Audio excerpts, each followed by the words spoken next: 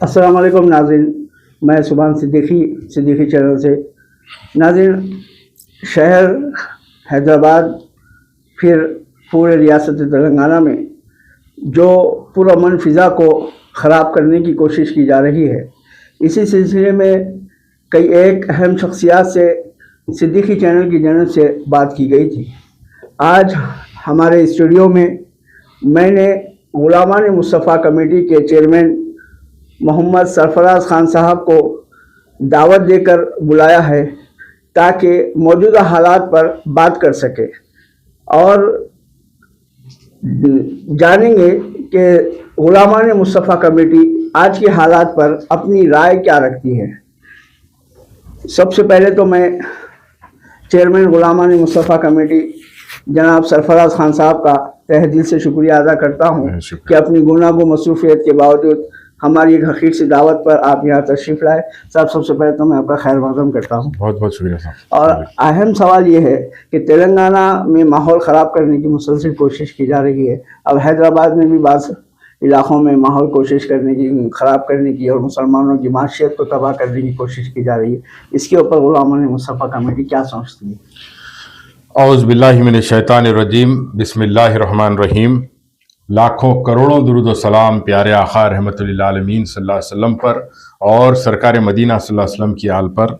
मैं सब में पहले सिद्दीकी चैनल के चेयरमैन मोहतरम आशिक़ रसूल मोहतरम सुभान सिद्दीकी साहब का दिल की गहराइयों से शुक्रगुजार हूँ। आपने मुझे यहाँ पे इस खाकसार को मदऊ किया और हालत हाजरा पे चंद सवालात आप करने वाले हैं, इस वजह से मैं यहाँ पे हाजिर हुआ। और मैं ये कहूँगा कि साहब देखिए, तेलंगाना हुकूमत में तकरीबन लगभग 3 साल हो गए हैं कि हुकूमत में तेलंगाना सरकार कांग्रेस की बन के, इसके अंदर आप देखिए वक्फे से फ़िरका वाराना फसादात, वक्फे से जो है मसाजिद की जो है शहादत, वक्फे से मदारिस की शहादत, दरगाहों की शहादत, फिर उसके बाद हाइड्रा के नाम से लोगों को दुनिया का जो है सताया जा रहा है। आप देखिए कि 10 साल में बीआरएस की हुकूमत थी, लेकिन कभी ऐसा कोई किस्म से जो है लोगों को परेशान नहीं किया। अब मैं ये कहना चाहूंगा सब में पहले कि नवमी यात्रा के नाम पे, शोभा यात्रा के नाम पे एक मलून, एक जाहिल और नाहल एमएलए गोशा महल का, उन्हें जो है बदकलामी मुसलमानों के खिलाफ में करता और हर हमेशा करते आया है। अल्लाह के रसूल रहमतुल्लिल आलमीन सल्लल्लाहु अलैहि वसल्लम की शान अक़दस में भी कई बार गुस्ताखियां किया है और कई बार अल्हम्दुलिल्लाह गुलामान मुस्तफ़ा कमेटी सरे अव्वल आके जो है एहतजाज का जवाब भी दी है, वो गुस्ताखी का जवाब भी दी है। कई हमारे प्लेटफॉर्म से जो है उसके ऊपर केसेस भी हमने बुक कराए हैं। उसके बाद देखिए आप, परसों जो शोभा यात्रा हुई उसके अंदर नकीब मिल्लत शहीनशाह सियासत अलहाज बैरिस्टर असदुद्दीन ओवैसी साहब के ऊपर तो ऐल फैल बकरा उन्हें। बिल्कुल, तो अब क्या हुकूमत ये भी सुन के खामोश बैठेंगी कि मुसलमानों को जो है कटवे बोल रहा, मुसलमानों को ऐल फैल बोल रहा, जो हम पलटा के हम दोहरा नहीं सकते? तो क्या रेवंत रेड्डी साहब आपके कानों को ये आवाज सुनाई नहीं दी क्या? आप इसको पीडीएफ लगाओ, लगा के ये जो है सुवर को फौरी तौर पर जो है सल्लाहों के पीछे डालिए। आप ये चाह रहे हैं कि भाई इन्हें नहीं बोल रहा क्या, या आपको सुने नहीं आ रही बात, आपके मिनिस्टर्स को सुने नहीं आ रही, अखिलती मिनिस्टर को सुने नहीं आ रही, और मुस्लिम लीडर्स जितने भी कांग्रेस के हैं उन लोग जो है यानी कि खामोश बैठे हुए हैं। क्या करेंगे बताइए आप? बिल्कुल, अरे कुछ तो आवाज उठाइए आप। अब कल का वाकया देखिए आप, शहर के कई इलाकों में हाइड्रा के नाम से लोगों की रोजगार छीन ली गई। फुटपाथों पे जो कारोबार करते लोग, वो कारोबार लोगों की छीन ली गई। अरे भाई 200, 500, 1000 रुपए, 800 रुपए कमाने वाले लोग, एक घर के अंदर 5-5, 6-6 लोग रहते, जिसके अंदर बूढ़े माँ बाप भी रहते, उनकी दवाओं का खर्चा एक शख्स चलाना पड़ता। फुटपाथ पे अगर उन्हें कारोबार करा, 600-800 रुपए अगर उन्हें कमाया, तो घर के उनके वालिदैन की दवाएं देना, बच्चों की फीस भरना, फिर रोजमर्रा की जिंदगी उन्हें जीना, आप उसको मिसमार कर दिए। अच्छा ठीक है भाई, आप फुटपाथ को क्लियर करना चाह रहे हैं। तो ये जो मजलूम लोग हैं, गरीब लोग हैं, चाहे वो हिंदू हो, बिला लिहाज मजहब व मिल्लत बात कर रहा हूं मैं, चाहे वो हिंदू हो, मुसलमान हो, सिख हो, ईसाई हो, ये कोई भी हम लोग गरीब है, ये लोगों को जो है पहले आप वहां से अगर हटाना चाह रहे फुटपाथ पे से, तो कोई और जगह फराम करिए जगह, कि भाई ये जगह आपकी कारोबार की जगह यहां से हटा के हम वहां दे रहे। आप लाए बुलडोजर निकाल दिए, पूरा साफ करके चले गए, बाप की जागीर है। ऐसा करते साहब आप? अरे क्या लोग मर जाना, वो फांसी ले लेके मर जाना। सब सितमजरी इस पे ये है कि जो अवामी लीडर है वो जाके अवाम की ताईद में बात करे तो उनके ऊपर भी केसेस बुक साहब। देखिए मेरी बात सुनो, मैं भी बोला आपको सुभान भाई कि राजा सिंह मलून सुअर के ऊपर कोई केस बुक नहीं होता।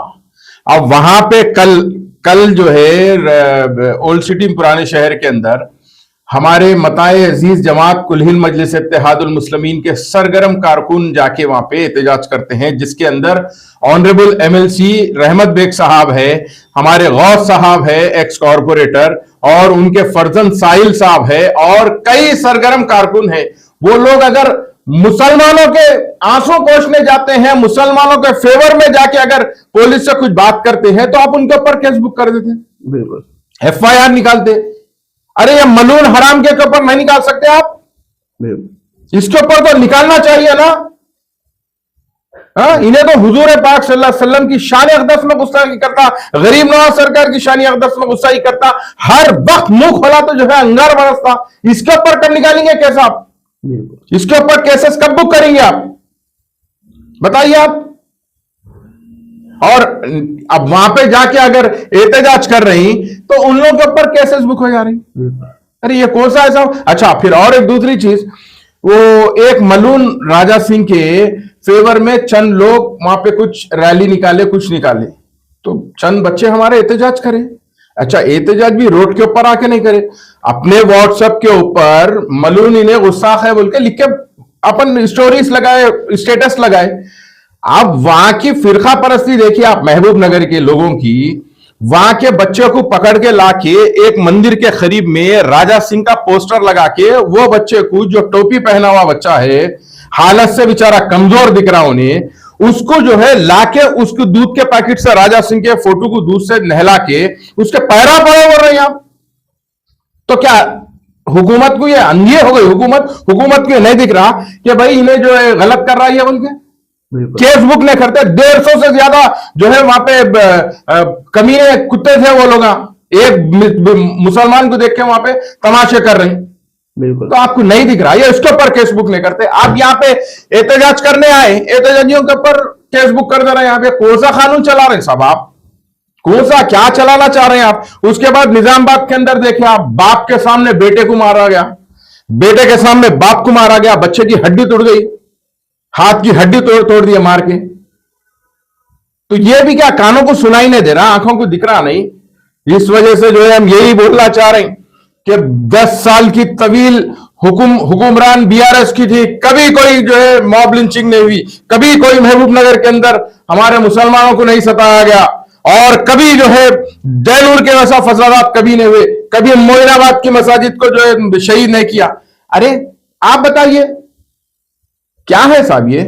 अब ये फुटपाथ के लोगों को करना क्या? आप साहिल साहब के ऊपर केस बुक करते, गौस साहब के ऊपर केस बुक करते, सीनियर कॉर्पोरेटर थे उन्होंने, फिर उसके बाद हमारे हरकियाती एमएलसी मोहतरम मिर्जा रहमत बेग साहब के ऊपर केस बुक करते, और कई कारकुनान के ऊपर केस बुक करते हैं।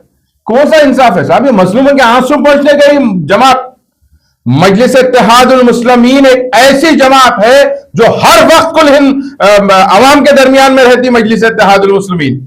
और इंशाअल्लाह ताला ये केसों से जमात डरने वाली नहीं, ऐसे 1000 केसा भी इंशाअल्लाह ताला हम चाहते मुसलमानों के साथ मजलिस थी, मजलिस है और मजलिस रहेंगी, बिला लिहाज मजहब व मिल्लत मजलिस इत्तेहादुल मुस्लिमीन हर अवाम के साथ रहेंगी इंशाअल्लाह। बिल्कुल साहब, बिल्कुल। तो नाज़रीन, ये ख्यालात गुलामान मुस्तफ़ा कमेटी के चेयरमैन आपके सामने अर्ज कर रहे थे। तो नाज़रीन, आज की गुफ्तगू का लबोलबाब ये है कि जो लोग मजलूम हैं उनके ऊपर केसेस बुक किए जाते हैं, और जो लोग शर फैलाने की कोशिश कर रहे हैं उन्हें खुलेआम छोड़ा जाता है। ये इंसाफ़ी, ये नाइंसाफ़ी है। आवाम के साथ ये नाइंसाफ़ी नहीं चलेगी। इंशाअल्लाह एक अहम मौजू के साथ फिर एक मरतबा आपके सामने मैं हाजिर होऊंगा। जब तक के लिए मुझे दीजिए इजाज़त और मैं सरफराज खान साहब का फिर एक मरतबा बेहद शुक्रिया शुक्रिया साहब, अदा बेहद करता हूँ। अस्सलाम वालेकुम व रहमतुल्लाहि व बरकातहू।